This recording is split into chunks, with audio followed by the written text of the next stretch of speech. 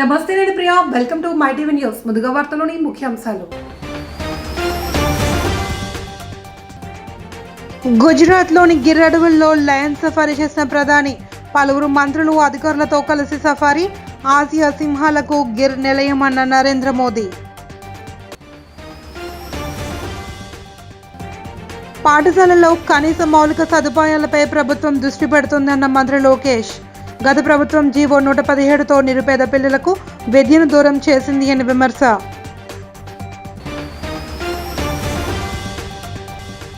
రైతు సంక్షేమానికి కూటమి ప్రభుత్వం కట్టుబడి ఉందన్న విద్యుత్ శాఖ మంత్రి గొట్టిపాటి రవి. తమ ప్రభుత్వం రాగానే 40,336 వ్యవసాయ కనెక్షన్లు మంజూరు చేశామని వెల్లడి. ప్రధాని నరేంద్ర మోడీ గుజరాత్లోని గిర్ అడవుల్లో లయన్ సఫారీ చేశారు. ఈ సందర్భంగా ఆయనతో పాటు పలువురు మంత్రులు, అటవీ శాఖ అధికారులు ఉన్నారు. ప్రపంచ వన్యప్రాణుల దినోత్సవం సందర్భంగా ఆయన సఫారీ చేశారు. దీనికి సంబంధించిన ఫోటోలను ఆయన సోషల్ మీడియా వేదికగా పంచుకున్నారు. ఎక్స్ వేదికగా ఆయన స్పందిస్తూ ప్రపంచ వన్యప్రాణుల దినోత్సవం సందర్భంగా గిర్ అడవుల్లో ఈ ఉదయం సఫారీకి వెళ్లానని చెప్పారు. ఆసియా సింహాలకు గిర్ అడవి ప్రాంతంలో నిలయమనే విషయం తెలిసిందే. గిర్ పర్యటన తాను గుజరాత్ సీఎంగా ఉన్నప్పుడు చేపట్టిన ఎన్నో పనులకు సంబంధించి జ్ఞాపకాలను మళ్లీ గుర్తు చేసుకున్నారు. కాగా ఆసియా సింహాల జనాభా క్రమంగా పెరుగుతుంది అని, ఆసియా సింహాల ఆవాసాలను సంరక్షించడంలో గిరిజన సమూహాలు, చుట్టుపక్కల ప్రాంతాల మహిళల పాత్ర కూడా ప్రశంసనీయమన్నారు. అపురూపమైన జీవ వైవిధ్యాన్ని సంరక్షించడానికి ప్రపంచంలోని ప్రజలంతా కృషి చేయాలి అని, రాబోయే తరాలకు మంచి భవిష్యత్తు ఇవ్వడానికి ప్రకృతిని కాపాడుకోవాల్సిన బాధ్యత అందరిపైన ఉంది అని అన్నారు.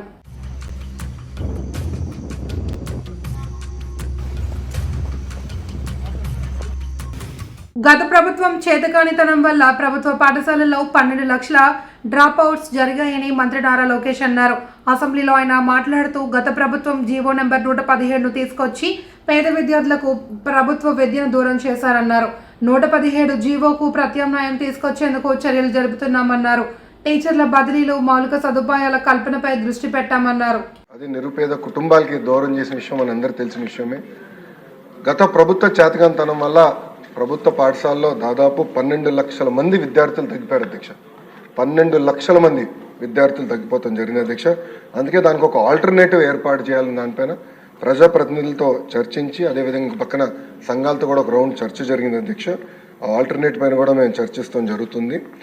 ఇంతేకాకుండా అధ్యక్ష, ఏదైతే ఇన్కంప్లీటెడ్ వర్క్స్ ఉన్నాయో, ఎక్కడైతే ఇంకా వర్క్లు అవ్వాల్సి ఉందో అవన్నిటిపైన కూడా మేము ఒక వివరాలు తీసుకుంటాం అధ్యక్ష. ఇన్కంప్లీట్ ఆల్రెడీ మొదలుపెట్టి ఇన్కంప్లీట్గా ఉన్నాయని తప్పనిసరిగా మేము పూర్తి చేస్తాం అధ్యక్ష. 117కి ఆల్టర్నేటివ్ ఏదైతే మేము తీసుకొద్దాం అనుకుంటున్నాం, మన ప్రభుత్వం తీసుకొద్దాం అనుకుంటుందో దానిపైన సుదీర్ఘంగా చర్చించిన తర్వాత అందరూ ఓకే అంటే అదే ఆధారంగా తీసుకుని రేపు టీచర్ ట్రాన్స్ఫర్లు కానీ ఇన్ఫ్రాస్ట్రక్చర్ అదే ఆధారంగా తీసుకుని బిల్డ్ చేయాల్సిన అవసరం ఉంది అధ్యక్ష. ఎందుకంటే గత ప్రభుత్వం నాడు నేడు కార్యక్రమం ద్వారా కొన్ని పాఠశాలల కడతం జరిగింది. అవి ఏమైనాయంటే ప్రభుత్వం ఇది 117 జీవో వల్ల ఆ పాఠశాలలు మూతపడింది అధ్యక్ష.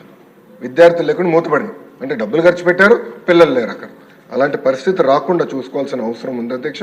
అంతేకాకుండా అధ్యక్ష, నాడు నేడు పైన కూడా గతంలో అనేక ఆరోపణలు వచ్చినాయి, నాణ్యత లేదని కూడా వచ్చింది అధ్యక్ష. దానిపైన కూడా గౌరవ సభ్యులు ఇప్పుడు కోరారు, యాక్షన్ తీసుకోమన్నారు. తప్పనిసరిగా నేను నివేదిక తెప్పించుకుంటాను. దాని తర్వాత రైతు సంక్షేమానికి కూటమి ప్రభుత్వం కట్టుబడి ఉంది అని విద్యుత్ శాఖ మంత్రి గొట్టిపాటి రవి తెలిపారు. కూటమి ప్రభుత్వం రాగానే 40,336 వ్యవసాయ కనెక్షన్లు మంజూరు చేశామని తెలిపారు. 22,709 కనెక్షన్లు రైతులకు ఇచ్చి ఇప్పటికే వినియోగంలోకి తెచ్చామని వెల్లడించారు. ఒక్కో వ్యవసాయ కనెక్షన్కు 2.60 లక్షల ఖర్చు చేస్తున్నామని చెప్పారు. ఉచిత విద్యుత్కు 12,400 కోట్లు ఖర్చు చేస్తున్నామని తెలిపారు. గత ప్రభుత్వంలో వేర్వేరు రేట్లకు ట్రాన్స్ఫార్మర్లు కొనుగోలు చేశారని, ఇకపై అలా జరగకుండా చూస్తామని గొడ్డిపాటి చెప్పారు.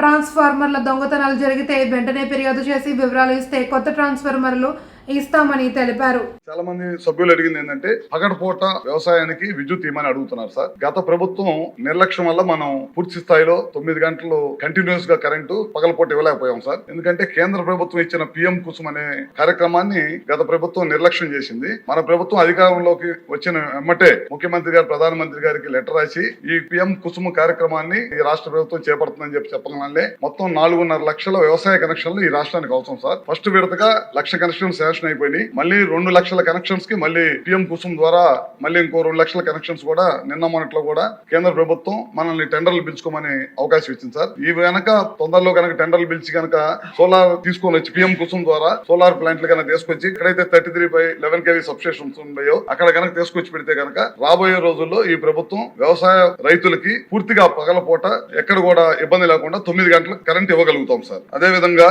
దాదాపు ఒక్కొక్క వ్యవసాయ కనెక్షన్ వచ్చేసరికి ఈ ప్రభుత్వం 2,60,000 రూపాయలు ఖర్చు పెడుతుంది సార్. మనమైతే పోల్స్, ట్రాన్స్ఫార్మర్ మరియు ట్రాన్స్మిషన్ లైన్స్, పోల్స్ అయితే 3, ట్రాన్స్మిషన్ లైన్స్ అయితే 180 మీటర్లు, ఇవన్నీ కూడా మనం ఇస్తాం సార్. దాదాపు ఈ ప్రభుత్వం వ్యవసాయ కనెక్షన్స్ కానీ విద్యుత్ కింద 12,400 కోట్ల రూపాయలు పైన ఖర్చు పెడుతుంది సార్. ఇందాక మన బలరాం కృష్ణ గారు అడుగుతూ 350 కనెక్షన్స్ ఉన్నాయని చెప్పారు. అవి కూడా తొందరలోనే పూర్తి చేస్తామని చెప్పి మీ ద్వారా సభ్యులకు తెలియజేస్తా ఉన్నాం సార్. అదే విధంగా 3 సబ్స్టేషన్స్ ఎప్పటి నుంచో పెండింగ్ ఉన్నాయి అంటున్నారు. వాటిని కూడా లోడ్ ఉంటే కనుక, ఆ ప్రాంతంలో లోడ్ ఉండి అవసరం, సబ్స్టేషన్ అవసరం అనుకుంటే కనుక ఖచ్చితంగా ఇమీడియట్ గా దాన్ని కూడా చేస్తాం. ఈ ప్రభుత్వం అధికారంలోకి వచ్చిన తర్వాత 3 డిస్కమ్స్ పరిధిలో దాదాపు ఇప్పటికే 70 సబ్స్టేషన్స్ టెండర్లు పిలిచే ప్రక్రియలో కొనసాగుతుంది. తొందరలోనే టెండర్లు పిలిచి ఎక్కడైతే లోడ్ ఉందో వాటిని అధిగమించడం కోసం మనం ఈ కార్యక్రమం కూడా ఎంతో అరుదుగా కనిపించే పునుగుపల్లి దారి తప్పి అడవిలోంచి జనవాసాల్లోకి వచ్చింది.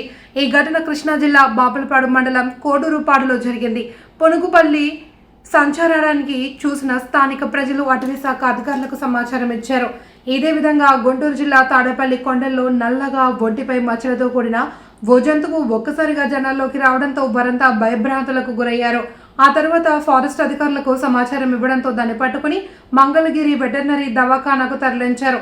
అంతరించిపోతున్న పునుగుపిల్లి తాడేపల్లి కొండలో కనిపించడం ఆశ్చర్యంగా ఉందని, ఇది ఒక్కటే ఉందని, పరిసర ప్రాంతాల్లో మరిన్ని ఉండే అవకాశం ఉంటుంది అని అటవీ అధికారులు గాలింపు చేపట్టారు. పార్సల్లో వచ్చిన బాణసంచాలను దించుతూ ఉండగా జరిగిన ప్రమాదంలో 5గురికి తీవ్ర గాయాలయ్యాయి. ఈ ఘటన కాకినాడలో చోటు చేసుకుంది. ఇక్కడి బాలాజీ ఎక్స్పోర్ట్స్ లో బాణసంచా పార్సల్ పేలుడు సంభవించింది. పేలుడు దాటికి భారీ శబ్దం రావడంతో హమ్మాలీలు అక్కడి నుండి పరుగులు తీశారు. ఈ ప్రమాదంలో 5గురు గాయపడగా వెంటనే వారిని కాకినాడ GGH కు తరలించారు. పార్సెల్ ను ఎత్తుకున్న హమాలి దానిని కింద పడేయగా పెద్ద ఎత్తున బ్లాస్ట్ సంభవించి మంటలు చెలరేగిన దృశ్యాలు స్థానికంగా ఉన్న CCTV ఫుటేజ్ లో రికార్డ్ అయ్యాయి. ప్రస్తుతం ఆ విజువల్స్ సోషల్ మీడియాలో వైరల్ అవుతున్నాయి. కాగా పోలీసులు అక్కడికి చేరుకుని విచారణ జరుపుతున్నారు.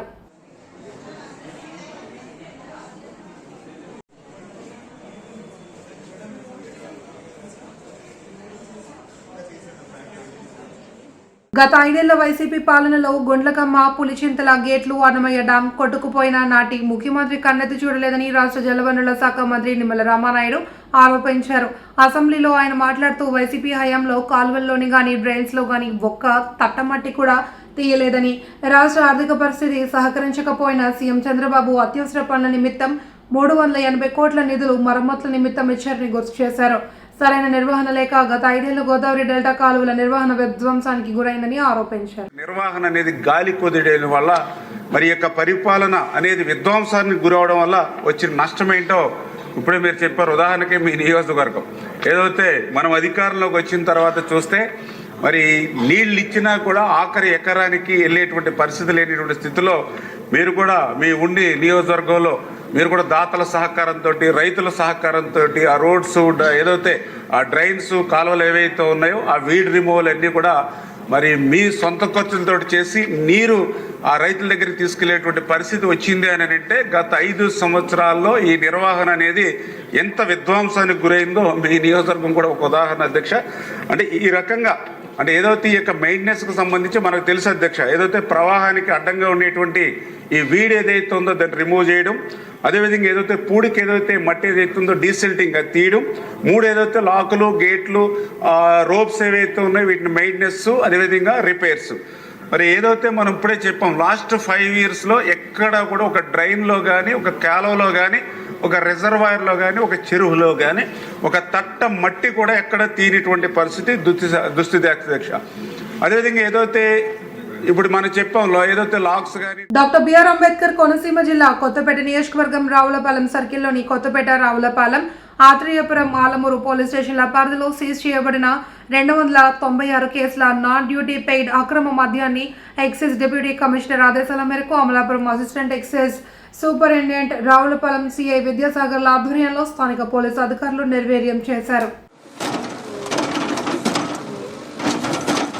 Ravulapalem rural circle Atreyapuram Kothapeta Alamuru police స్టేషన్లో సీజ్ చేయబడిన అక్రమ మద్యం ఐడిఆర్ఎఫ్ కేసులకు సంబంధించి ప్రాపర్టీని అంతా కూడా డిస్ట్రాయ్ చేయడానికి సంబంధిత అధికారులైన డిప్యూటీ కమిషనర్ గారు ఎక్సైజ్ గారి ద్వారా డిస్ట్రక్షన్స్ ఆర్డర్ పొందింది. ఈరోజు అమలాపురం అసిస్టెంట్ ఎక్సైజ్ సూపరింటెండెంట్ గారి యొక్క ఆధ్వర్యంలో రావులపాలెం పోలీస్ స్టేషన్ ఎస్హెచ్ఓనైన నేను, అదేవిధంగా రావులపాలెం రూరల్ సిఐ గారు విజయసాగర్ గారు, ఆలమూరు ఎస్ఐ గారు, కొత్తపేట ఎస్ఐ గారు, ఆత్రేయపురం ఎస్ఐ గారు మరియు మధ్యవర్తుల సమక్షంలో ఆ కేసు ప్రాపర్టీని ఈరోజు తగిన ప్రికాషన్స్ తీసుకుని డిస్ట్రక్షన్ చేయడం జరిగింది. అందులో భాగంగా టోటల్గా 296 కేసుల్లో ఉన్న ప్రాపర్టీని మద్యం బాటిల్ గుంటూరు జిల్లా తాడేపల్లి పట్టణ పరిధిలోని సీతానగరం ఘాట్ల వద్ద గంజాయి సేవిస్తున్నారనే సమాచారంతో వలపన్నిన తాడేపల్లి పోలీసులు ఓ వ్యక్తిని అదుపులోకి తీసుకున్నారు. తాడేపల్లి సీఐ కళ్యాణ్ రాజు తెలిపిన వివరాల ప్రకారం సీతానగరం ఘాట్ల వద్ద గంజాయి బ్యాచ్ ఉందనే సమాచారంతో ఘటనా ప్రాంతానికి వెళ్లగా విజయవాడ విద్యాధరాపురానికి చెందిన గుమ్మడి సాయి కుమార్ అనే యువకుడు గంజాయి విక్రయిస్తూ సేవించి ఉన్నాడు. ఈ క్రమంలో సాయి దొరికాడని అతని వద్ద 1050 గ్రాముల గంజాయి స్వాధీనం చేసుకున్నామన్నారు. అతనితో పాటు మరో 2 నిందితులు విజయవాడకు చెందిన కోటి, ఉండవల్లికి చెందిన మహేష్లు పరారీలో ఉన్నారని, వారిని కూడా త్వరలోనే పట్టుకుంటామని సీఐ కళ్యాణ్ రాజు తెలియజేశారు. అరెస్ట్ చేసి సాయి కుమార్ పై కేసు నమోదు చేశామని తెలిపారు. పట్టణంలోని సీతానగరం ఘాట్ వద్ద రైల్వే బ్రిడ్జి దగ్గర 3 వ్యక్తులు గంజాయి అమ్ముతున్నారు అన్న సమాచారం మీద మా పోలీస్ పార్టీతో అక్కడ రైడ్ చేయడం జరిగింది. ఆ క్రమంలో వాళ్ళు పట్టుకునే క్రమంలో 2 వ్యక్తులు పారిపోగా సాయి అనే వ్యక్తిని అదుపులోకి తీసుకోవడం అనేది, అతని వద్ద నుంచి 1050 గ్రాముల గంజాయిని స్వాధీనం చేసుకోవడం అనేది, అతన్ని అరెస్ట్ చేయడం అనేది, అలాగే పారిపోయినటువంటి కోటి, మహేష్ అనే 2 కూడా త్వరలో అరెస్ట్ చేస్తాము. ఈ క్రమంలో అందరికి కూడా చెప్పడం ఏంటంటే, ఈ గంజాయి మీద ప్రత్యేకంగా ఈ తాడేపల్లి ప్రాంతంలో ప్రత్యేకంగా శ్రద్ధ పెట్టడం జరిగింది. ప్రత్యేక టీముల్ని ఫామ్ చేయడం జరిగింది. దాని ద్వారా ఈ గంజాయిని అరికట్టే ఉద్దేశంతో జిల్లా ఎస్పీ గారు సతీష్ కుమార్ గారి ఆధ్వర్యంలో ఈ గంజాయి మీద ప్రత్యేక శ్రద్ధ పెట్టి గంజాయి నిర్మూలన దిశగా పోలీస్ టీమ్స్ ప్రత్యేకంగా పనిచేస్తున్నాయి. Thank you. అన్నమయ్య జిల్లా రాజంపేట మండలం తెలుగుదేశం పార్టీ మండల అధ్యక్షుడు గన్నె సుబ్బనరసయ్య నాయుడు తమకు చెందిన భూముల్లో సాగు చేసుకుంటున్న పంట పొలాల్లోనికి రానివ్వకుండా ఇతరుల ద్వారా బెదిరిస్తూ భయభ్రాంతులకు గురి చేస్తున్నారని అన్నమయ్య జిల్లా రాజంపేట పట్టణం కొల్లవారిపల్లె మిట్ట దళితవాడకు చెందిన దళితులు రైతులు ఆవేదన వ్యక్తం చేస్తూ నిరసన వ్యక్తం చేశారు. బాధిత దళిత రైతులు ఎంఆర్పీఎస్ నాయకులు వారి పంట పొలాల వద్ద గన్నె సుబ్బా నరసయ్య నాయుడుకు వ్యతిరేకంగా నినాదాలు చేశారు. ఈ సందర్భంగా అసైన్మెంట్ కమిటీ ద్వారా భూ లబ్ధి పొందిన వారి కుటుంబాలకు చెందిన జయరామయ్య, సుబ్బారాయుడు, ఈశ్వరయ్య విలేకరులతో మాట్లాడారు. రాజంపేట మండలం గోపమాంబపురం రెవెన్యూ పొలంలోని సర్వే నెంబర్ 20/24లో 1.50 ఎకరాల భూమిని 2023వ సంవత్సరంలో అప్పటి ప్రభుత్వం మన్నెం లక్ష్మమ్మకు అసైన్మెంట్ కమిటీ ద్వారా ఇచ్చిందన్నారు. ఈ భూమి గతంలో లక్ష్మమ్మ అవ్వ గంగమ్మ పేరిట ఉండేదన్నారు. అలాగే 20/25 సర్వే నెంబర్లోని 1.50 ఎకరాల భూమి కొట్టం దుర్గాకు 20/26 సర్వే నెంబర్లో 50 సెంట్ల భూమిని మన్నెం పద్మకు ప్రభుత్వం అసైన్మెంట్ కమిటీ ద్వారా ఇచ్చిందని తెలిపారు. దీంతో తమ భార్యల పేరిట ఉన్న ఈ భూముల్లో తాము పంట పొలాలు సాగు చేసుకుంటూ ఉండగానే గన్నె సుబ్బనరసయ్య నాయుడు అండతో చవన పీరయ్య నాయుడు తమ భూములను దౌర్జన్యంగా ఆక్రమించుకుని తమను భూముల్లోకి రానివ్వడం లేదని వారు ఆరోపించారు.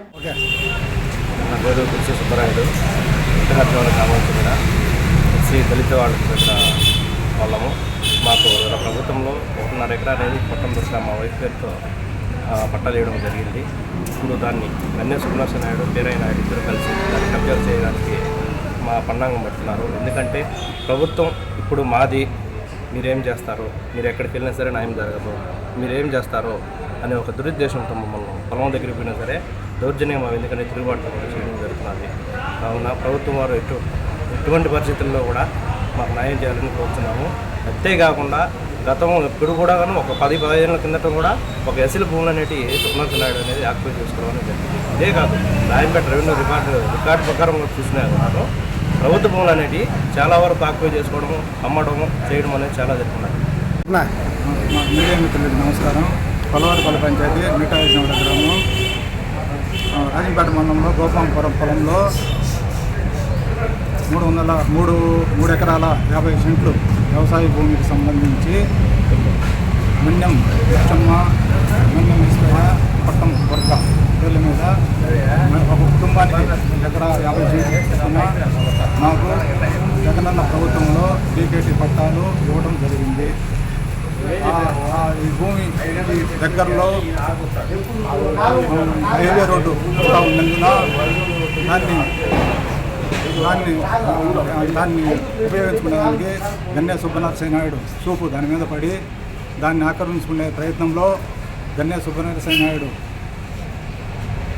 దాన్ని ఎక్కువ గత ప్రభుత్వం నిర్వాహకం వల్ల రాష్ట్రానికి తీవ్ర నష్టం జరిగింది అని రాజమండ్రి రూరల్ ఎమ్మెల్యే గోరెట్ల బుచ్చి చౌదరి అన్నారు. రాష్ట్ర ఆర్థిక వ్యవస్థను గాడిలో పెట్టేందుకు కూటమి ప్రభుత్వం తీవ్రంగా కృషి చేస్తుంది అని తెలిపారు. గత ప్రభుత్వం చేసిన 43,000 కోట్ల రూపాయల అప్పును కూటమి ప్రభుత్వం తీర్చిందన్నారు. రాష్ట్ర బడ్జెట్లో సంక్షేమానికి పెద్దపీట వేశామని, త్వరలోనే కూటమి ప్రభుత్వం ఇచ్చిన హామీలన్నింటినీ ఒక్కొక్కటిగా నెరవేరుస్తామని చెప్పారు. ఈ కార్యక్రమంలో MPP Velugubanti Satyaprasad, tourism corporation director Vasireddy Rambabu, rural మండల తెదేపా అధ్యక్షుడు మత్సెటి ప్రసాద్ తదితరులు పాల్గొన్నారు.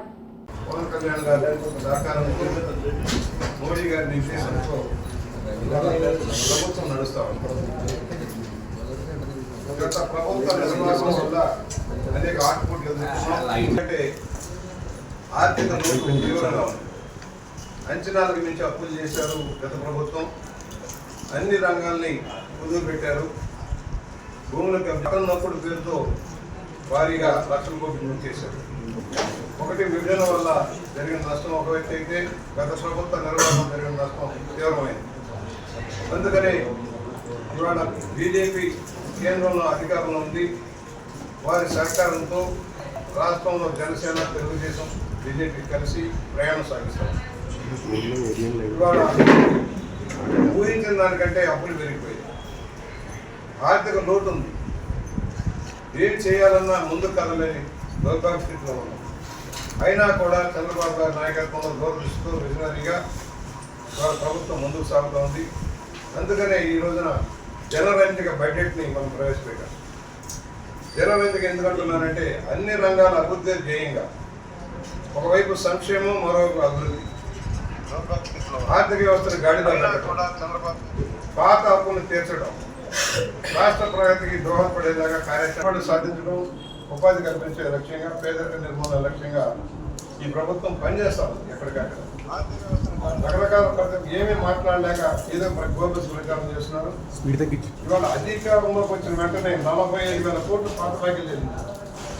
8 నెలల్లోనే 45,000 కోట్ల రూపాయలు సెంట్రల్ స్కీమ్ లో బాకీలు పెట్టి 9,347 కోట్లు, నీటిపారుదల బాకీలు 12,730 కోట్లు, ఈ విధంగా 40,000 కోట్లు పాత బాకీలు చెల్లించారు.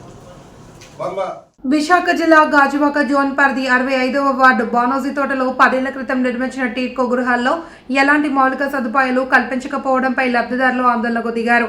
సిపిఐ గాజువాక శాఖ ఆధ్వర్యంలో టీడ్కో గృహాల వద్ద ఆందోళన చేపట్టి నినాదాలు చేశారు. ఇటీవల రాష్ట్ర బడ్జెట్లో కేటాయించిన నిధులతో టీడ్కో గృహాల్లో సదుపాయాలు కల్పించి తక్షణమే లబ్ధిదారులకు అందజేయాలి అని సిపిఐ కార్యదర్శి కసిరెడ్డి సత్యనారాయణ డిమాండ్ చేశారు. సొంత ఇళ్ల కోసం ఎన్నో ఏళ్లుగా ఆశతో ఎదురుచూస్తున్న పేదలు టీడ్కో గృహాల రేఖతో ఎంతో సంతోషించారని, ఇళ్లైతే లబ్ధిదారులకు కేటాయించారు కానీ ఇక్కడ ఎలాంటి సౌకర్యాలు కల్పించలేదని ఆవేదన వ్యక్తం చేశారు. బ్యాంకుల నుండి రుణం తీసుకోవడంతో నెల నెల ఈఎంఐ చెల్లించలేకపోతున్నామని అన్నారు. ప్రభుత్వాలు మారుతున్నా తమ తలరాతలు మారలేదంటూ ఆవేదన చెందారు. ఇప్పటికే అనేక మార్లు ప్రజాప్రతినిధులకు, అధికారులకు వినతులు సమర్పించామని, అయినప్పటికీ ఎలాంటి స్పందన లేదని వాపోయారు. ఇప్పటికైనా 6,000 కోట్ల రూపాయలు చిల్లరేగా ఇప్పుడు రాష్ట్ర ప్రభుత్వం రిలీజ్ చేశారని చెప్తుంది. అది ఎంతవరకు రిలీజ్ చేసిందని పని విధానంలో పెడితే అర్థమవుతుంది. ఆ పని విధానంలో పెట్టేటప్పుడు ఈ టిడ్కో ఇళ్ళలో ఎవరైతే లబ్ధిదారులు ఉన్నారో భావనోజ్య తోట, ఈ దయ్యాల నగర్ సంబంధించినటువంటి వాళ్ళకి ఇమీడియట్లీగా పనులు ప్రారంభించి చాలా ఇప్పుడు చూడగలిగేటటువంటి ఏంటంటే దాదాపు 60% వర్క్ అయ్యింది. ఇక్కడ ఈరోజు కరెంటు కానీ, బాత్రూములు కానీ, తలుపులు కానీ బిగించారు. ఆ ఆస్తులన్నీ ధ్వంసం అవుతున్నాయి. ఆ ఎవరి ఆస్తులు? ఆ ఎవరి తొలక సొమ్ము? ఈ నిరుపేదలైనటువంటి లబ్ధిదారుల సొమ్ము. ఈ లబ్ధిదారుల యొక్క ఆస్తులను ఇక్కడ ధ్వంసం చేస్తూ ఉంటే ఇది నాకు కనీసం సెక్యూరిటీ కూడా పెట్టకంట, ఇక్కడ ఉన్న వాచ్మెన్ కూడా పెట్టకంట, టిడ్కో వాళ్ళు ఆదిపత్యం నుంచి టాటా వాళ్ళు పెట్టకంట వీళ్ళ ఆస్తులను ధ్వంసం చేస్తున్నారు. వీళ్ళ తర్వాత హ్యాండ్ ఓవర్ చేసినప్పటికి కూడా ఆ ఆస్తులు ఎందుకు ఉపయోగపడకంట ఆ బిల్డింగ్లు ఉంటాయి. అందువల్ల మేము విజ్ఞప్తి చేసేది ఒకటే వీళ్ళందరి తరపు నుంచి ఇమ్మీడియట్లీగా వీళ్ళందరూ లబ్ధిదారులందరూ కూడా ఎవరైతే డబ్బులు చెల్లించారో, ఎవరైతే సీల్ డీడీలు ఇచ్చారో వాళ్ళందరికీ ఇమ్మీడియట్లీగా వాళ్ళ తాళాలు వాళ్ళకి హ్యాండ్ ఓవర్ చేస్తూ లబ్ధిదారులు ఇందుకు దించాలి. రెండోది ఇంకోటి జరుగుతూ ఉంది ఇక్కడ. ఏ డిపార్ట్మెంట్కి వెళ్ళినా ఇది జీవీఎంసీ మున్సిపాలిటీ డిపార్ట్మెంట్ పీడీ గారి ఆధ్వర్యంలో ఉంటుంది, ప్రాజెక్ట్ డైరెక్టర్ ఆధ్వర్యంలో ఉంటుంది. కిందని ఈసీడీ వాళ్ళ వరకు అవినీతి జరుగుతూ ఉంది. వీళ్ళందరూ పాపం డబ్బులు కట్టేసి అందరు ఇక్కడ తోటలోని టిడ్కో హౌస్ 2015లో మేము కట్టాము. 2015, 16, 17 ఈ 3 సంవత్సరాల్లో కూడా అలాట్మెంట్ అయ్యాయి కదా అప్పటికి. కానీ ఇప్పుడు 10 సంవత్సరాలు అయ్యింది. ఇల్లు విజయనగరం జిల్లా చీపురపల్లి గ్రామదేవత శ్రీ కనక మహాలక్ష్మి అమ్మవారి 27వ జాతర సందర్భంగా అమ్మవారి ప్రభ సంబరంలో భాగంగా మొదటి రోజు జడ్పీటీసీ మరియు విజయనగరం వైఎస్ఆర్సీపీ ప్రచార విభాగం అధ్యక్షుడు వలిరెడ్డి శ్రీనివాస్ నాయుడు, శిరీష దంపతులు, జిల్లా పీఆర్టీయూ అధ్యక్షుడు వలిరెడ్డి రవీంద్ర నాయుడు, పద్మ దంపతులు అమ్మవారి ఇంటికి జంగిళ్లతో వెళ్లి పసుపు కుంకుమ సమర్పించి ప్రత్యేక పూజలు నిర్వహించారు. ప్రజలందరూ ఆయురారోగ్యంతో సుఖ సంతోషాలతో ఉండాలి అని అమ్మవారిని మొక్కుకున్నారు. ఈ కార్యక్రమంలో కనక మహాలక్ష్మి అమ్మవారి దేవస్థానం మాజీ చైర్మన్ ఇప్పెలి సూర్యప్రకాష్, గంటియాడ అప్పలరాజు, గంటియాడ విష్ణు, మొండెటి శ్రీను, ప్రభాత్ కుమార్, శంకర్, చంద్రశేఖర్ గుప్తా తదితరులు పాల్గొన్నారు.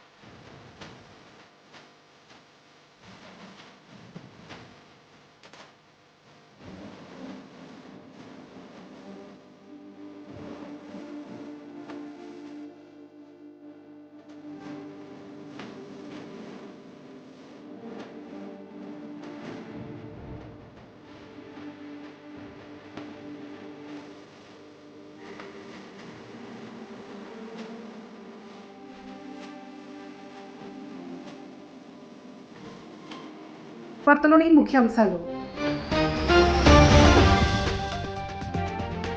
గుజరాత్లోని గిర్ అడవుల్లో లయన్ సఫారీ చేసిన ప్రధాని, పలువురు మంత్రులు అధికారులతో కలిసి సఫారీ, ఆసియా సింహాలకు గిర్ నిలయమన్న నరేంద్ర మోదీ.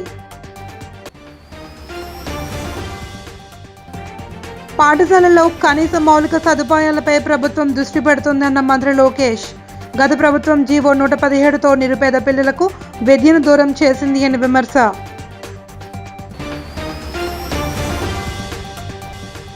రైతు సంక్షేమానికి కూటమి ప్రభుత్వం కట్టుబడి ఉందన్న విద్యుత్ శాఖ మంత్రి గొట్టిపాటి రవి. తమ ప్రభుత్వం రాగానే 40,336 వ్యవసాయ కనెక్షన్లు మంజూరు చేశామని వెల్లడి. వార్తలంతటితో సమాప్తం. మళ్ళీ తిరిగి ప్రసారం అయ్యే మై టీవీ న్యూస్ బులెటిన్లో కలుసుకుందాం. అంతవరకు సెలవు, నమస్కారం.